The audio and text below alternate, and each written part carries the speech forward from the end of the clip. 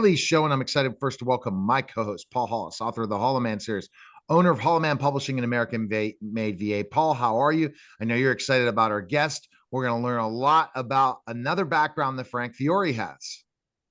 Yep, we're always happy to have Frank with us. He is a multi-genre, multi-talented author, and amongst other things. So, welcome, Frank. Well, thank you very much. We're glad to. So, Frank, we never talked about your day job before your retirement and where you really had your great success to live an amazing life now in Arizona, where you get to do what you love, which is right. You've been writing for years, but ultimately you were a business owner and you had great success. So how did that all start? Were you working for other companies for years and then finally said, I'm going to do my own thing? Well, no, in reality, I was, even in my young age, I was selling things, in school and stuff. You would sell whatever there was to raise money. But I realized I had a good salesmanship background.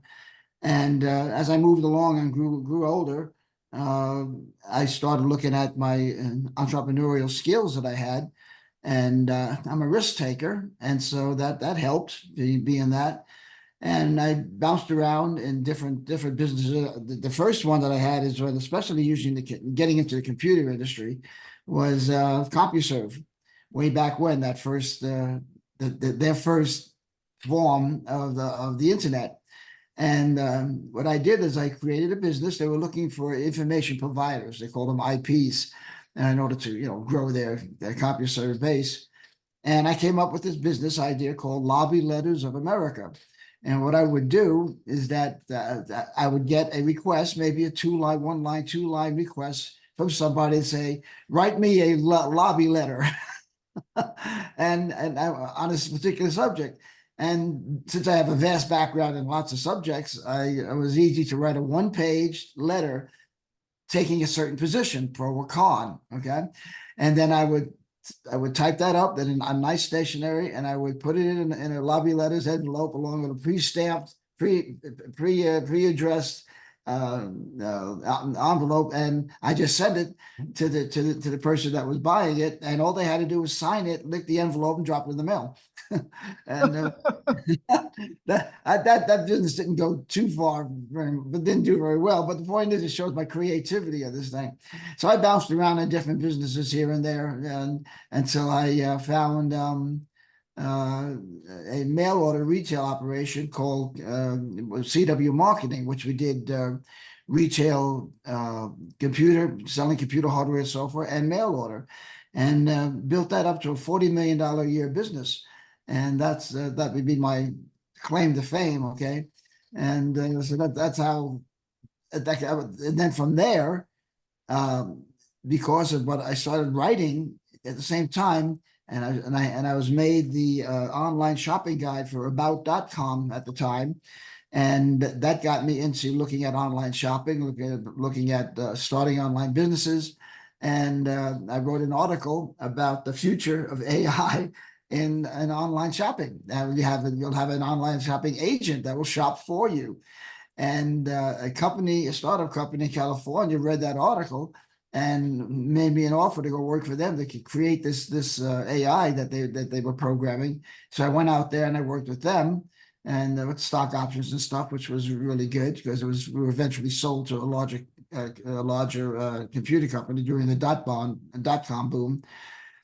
And when I got back, I decided, well, I'm going to throw myself into writing, completely into writing, and I don't do any kind of business at all. And so that's where I was from the year 2000 on out. I've been writing my nonfiction books, like How to Start an Online Business, which sold over 25,000 copies, and the second edition was a Tech TV's How to Start an Online Business, and that sold another 25,000 copies.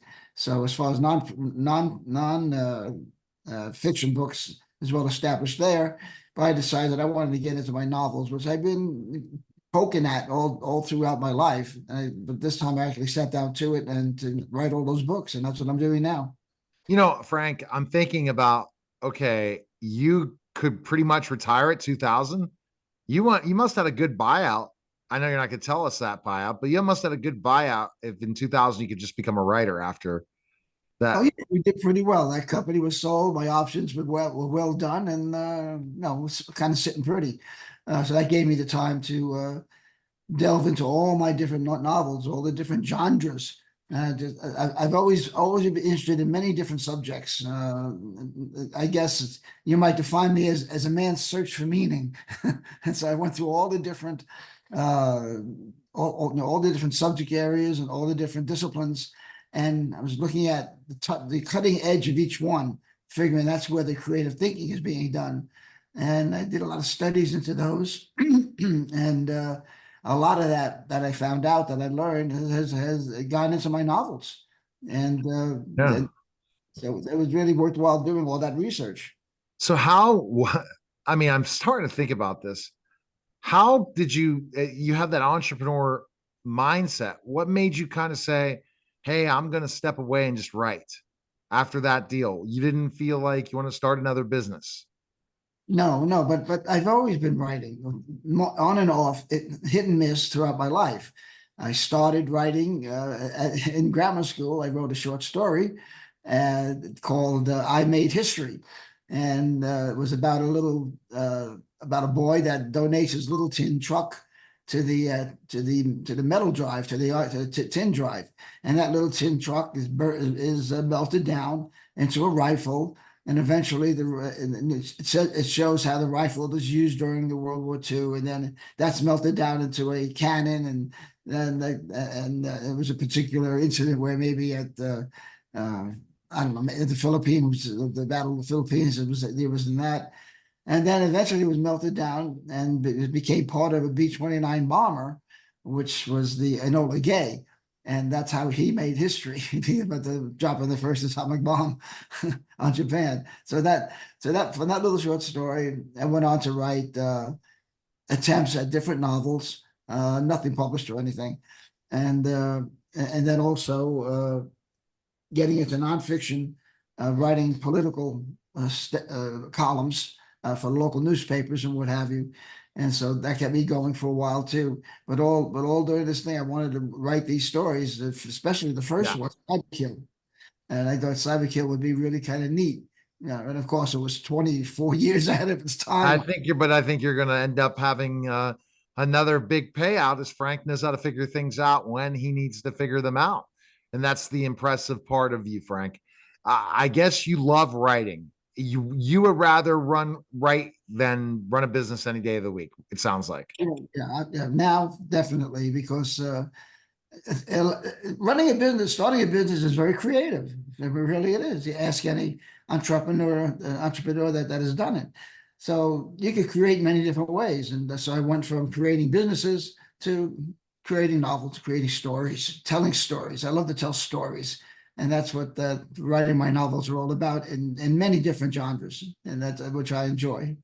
I never thought, Frank, in a million years, I always liked doing the podcasting and I was a tutor and teacher. I never thought in a million years, from my different wrestling days, I never thought that I'd enjoy entrepreneurship, but I love it. And I love creating businesses. I love being a CEO and I love working 16 hours a day. There is a specific thing. I have this gene that wants to continue to drive through that CEO thing. And there's just a certain person that does that. You had a phase and you said, no, I'm going to move on to what I love the most. I always thought, hey, if I could get paid to just do this all the time, I would do it. I can't say that anymore. Yeah, I get bored.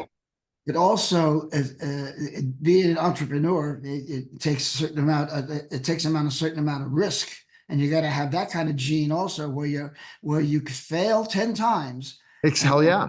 make it work, and then because you keep doing it until you succeed. There's a lot of entrepreneurs, you can see them that they might be successful, but how many failures that they had before they done it because they just kept going looking. It's been a 15-year journey for me, Frank, to where I'm right now at 51, and I'm ready to finally get to the level that I do with these new businesses that I'm working with, doing movie production now and all these different phases. But it's always interesting learning the journey and why you don't have that entrepreneur itch. I think it is your risk aversion. You're a risk taker, but you're a conservative risk taker, not a I'm going to throw everything against the wall and know if I'm going to be able to eat the next day type of risk taker. You once you hit your hit, you've been enjoying writing. What makes writing so enjoyable for you, Frank? I mean, writing helped you land your that idea of a cyber shopping net thing that ended up making you a lot of money.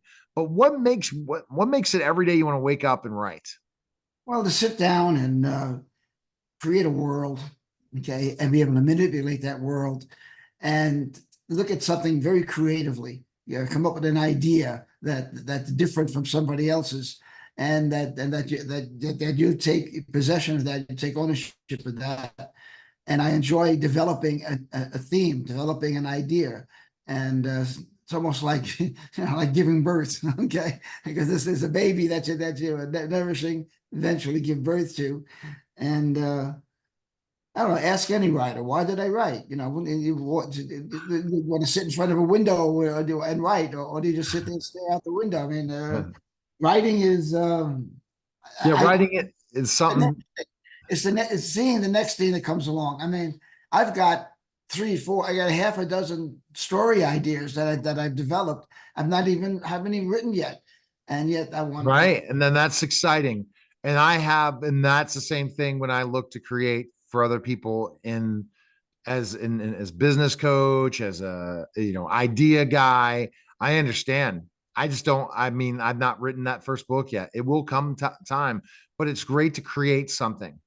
And you create your own world from your writing. I create my own world from right here, the media giant world. I'm living my world when I want, how I want. And that is the ultimate dream in life, is to create your own world. Lots of authors create it through their writing. It was interesting. I've talked to so many writers, Frank, they talk about it. Writing gives them that space to be there in their own world, create their own vision. I interviewed this guy, how to learn how to write, and he was really intriguing guy. But one thing I learned from the whole interview that shocked me was he said basically it's so much harder to write nonfiction than fiction. And a fiction writer, it's, and so you do on a regular basis is so challenging. It's easy to write a book on how to make $1 million. It is not easy creating those characters and all those different things. And I think that's what intrigues you the most. Yeah. Yeah, you got to have a plan. You got to.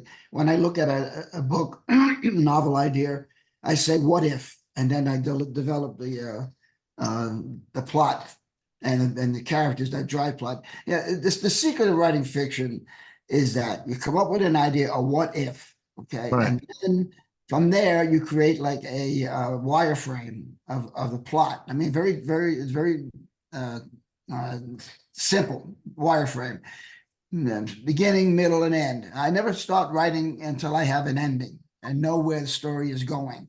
Okay. I don't understand people that say I'm standing or staring in front of a blank piece of paper. You got writer's block. I've never had writer's block. Because I know when I sit down to write a story, I know where it's been, where it's going, and where it's going to end. And I just keep in mind that one, you got plot, characters drive plot, behavior of the characters, uh, uh, their behavior drives that drives the plot. So as long as you keep those in mind, and another rule of thumb is make sure you have conflict, and not just in books. You'll see it in movies, you'll see it in any kind of creative endeavor, story maker. You got to have some sort of conflict in every chapter, because that's what makes the story interesting. And I don't mean conflict, fighting and stuff like that. It could be emotional conflict, it could be psychological, or it could be physical. But you got to have that. If you go to a movie, for instance, the movies, of course, are a perfect example. You go there and you're watching scene by scene, and every scene is going to have some sort of conflict, because that's what makes 100%. it interesting. Okay, and Yeah. Without conflict, it's not fun. yeah. But telling a story, good versus evil, wrestling, whoever expect to win, and why do they win? So Frank, who's a writer, never wrote for professional wrestling.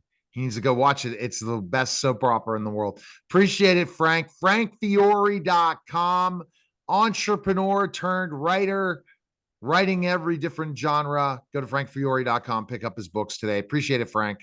Thank you very much. You're welcome, Art. You're listening and watching The Neil Haley Show, and we'll be back in just a moment.